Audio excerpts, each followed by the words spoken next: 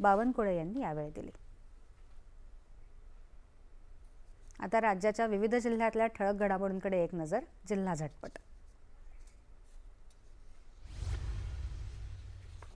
जालना जिल्ह्यात आजपासून ई-पीक पाहणीला सुरुवात। शेतकऱ्यांनी पीक नोंदणी करून सरकारी योजनांचा लाभ घेण्याचं माजी मंत्री बबनराव लोणीकर यांचं आवाहन। यवतमाळ जिल्ह्यात कळंब तालुक्यात मांजरवघळ इथं राज्य परिवहन सेवा सुरू। राष्ट्रवादी युवती काँग्रेसच्या कार्याध्यक्षा मनीषा काटे यांच्या प्रयत्नांनी गावात लाल परी दाखल।